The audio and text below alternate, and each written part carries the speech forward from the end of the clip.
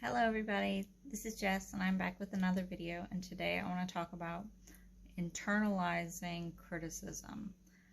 And of course it's going to start with a story. So I had a customer who was obsessed with my sandalwood wax melts, and I would constantly get messages from her saying I make the best wax melts and that she loves them. And then couple months would pass, and then she would send me these photos and leave me like these terrible reviews about how they're garbage and there's not enough scent and can't smell anything and things like this. And then I'd get another message a couple months later saying, "Oh, I didn't know those reviews were public. I'm so sorry."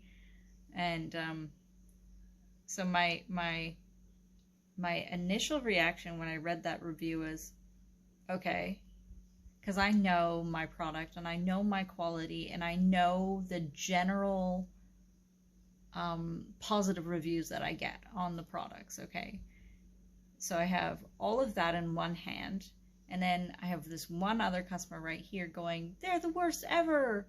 So she ordered again, and my instincts were going, you should cancel that because you're never going to be able to please her.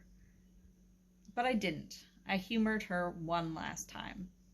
And I made a fresh batch of sandalwood wax melts, and I always use a really high fragrance load, so it's not like I'm skimping out. I use the maximum fragrance that I can. It was a fresh batch. It went straight into the packaging, so like all the fragrance was left in there. You know, it was a high quality product. It was good.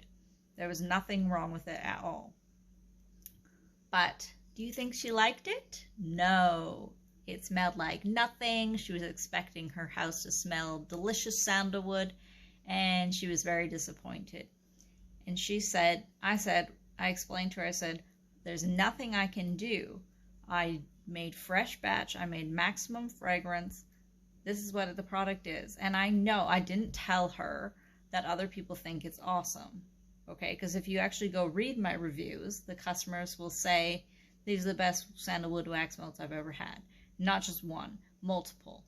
But that's not the point. The point is that she said to me, I'm not happy. I'm going to go try elsewhere. And I said to her, that's okay. Okay. I said, that's okay, and gave her a thumbs up. Okay, because I would love to go. There's nothing else that any other candle maker can do that I'm not doing. I know my trade. I know what I'm doing, and there's nothing that somebody else can do. It's like some customers you can't make happy no matter what you do, and that's okay. Okay? Tell yourself that's okay. Don't internalize it. You are not a bad person. You're not a bad maker. There's nothing wrong with you. Some customers you just cannot please. And this goes with people too. Even myself, I have really high standards about some things. Some things in my life I just do not compromise on. And maybe to her, sandalwood wax melts are that thing. Okay? So, think about your own self. There's got to be something that you don't compromise on no matter what. Like, everybody has something that they particularly absolutely love and, like, will not do it.